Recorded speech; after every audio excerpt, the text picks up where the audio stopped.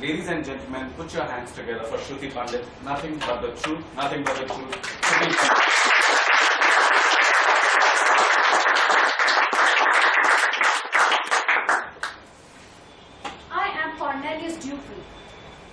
And I am a murderer.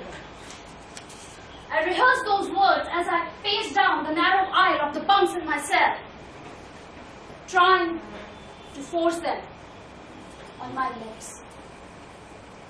24 years, that's long how I have been an inmate at the Coffin State Prison in East Texas. I was convicted for robbery and murder. I was just 19 years old. And now, after 24 years, I'm getting a chance. I'm getting a chance to be free if only I say these words, that I am a murderer. And I'm sentenced for 75 years. But there's a thing, a huge thing, the truth. The truth is that I didn't commit those crimes. The truth is that I am innocent. That's why I was not worried on that night on November 30, 1979, when the cops picked me up. I was with one of my friends, Anthony Messenger, and we were just trying to have a little fun. And suddenly, officers stopped us and jumped out of the car and said, "Stop." And they frisked us. And what they found, that they didn't find anything on me but Messenger. They found marijuana and a gun on Messenger. I didn't know that he was carrying either. But the officers arrested us and put us into locker. I'm still not worried. The very next day, we were brought to the courtroom. And that's when I first heard charges against us. Aggravated murder, aggravated robbery. I almost jumped out to shout, "What?"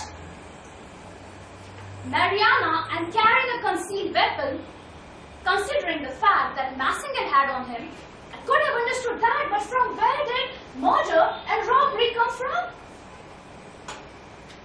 And that's when I came to know the prosecutor told that in the vicinity where we were found, there were two men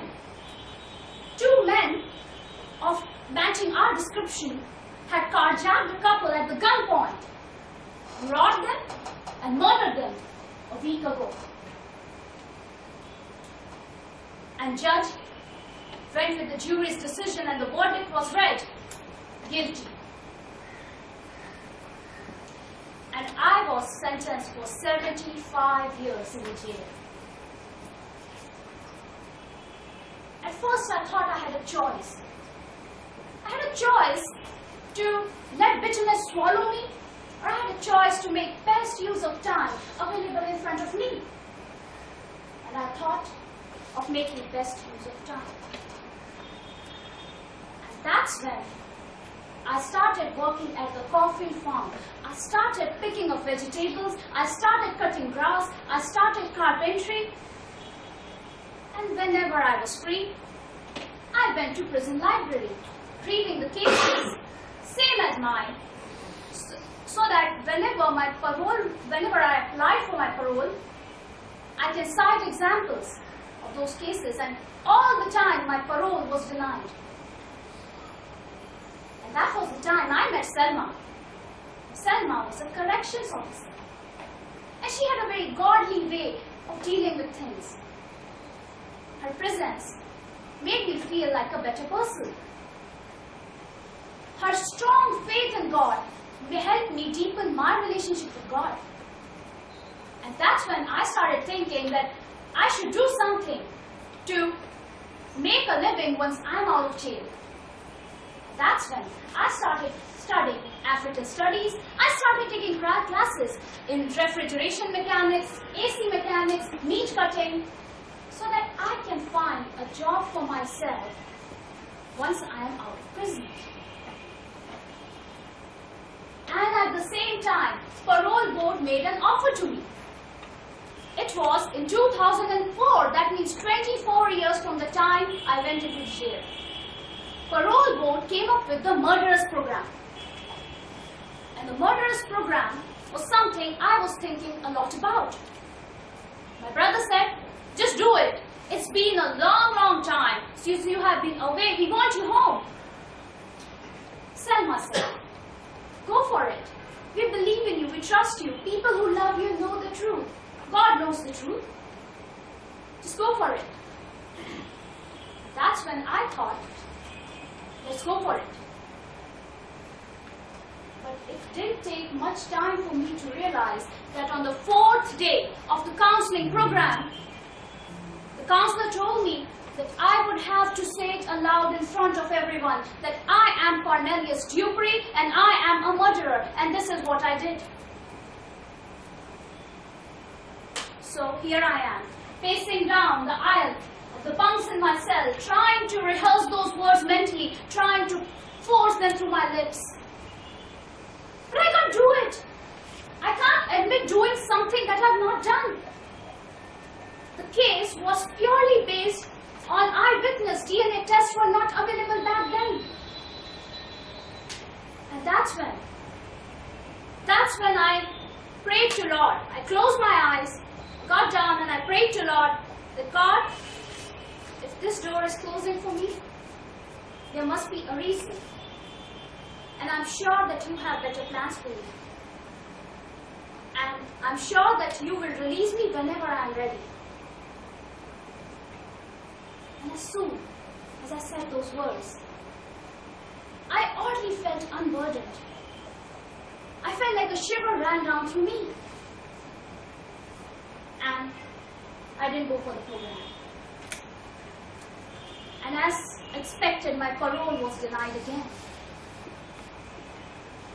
And not only that, just because I didn't attend that program, I was no longer considered a model prisoner. Now that's the cost of holding on to the truth. But I don't regret my decision. I don't regret it because that had helped me to hold on tighter to God. And finally, on July 22nd, 2010, 30 years after I had served my sentence, I was finally released on parole.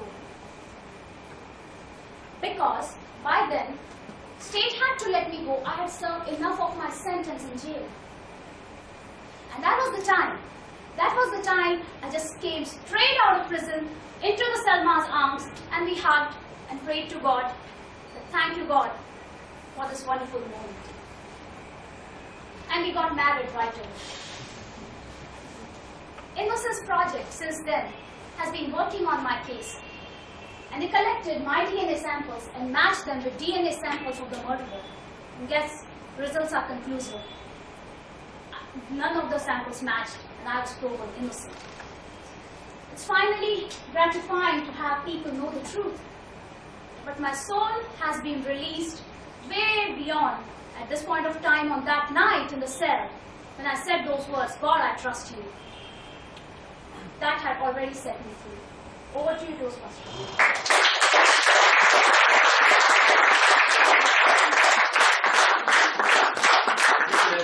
Revive the applause a little more.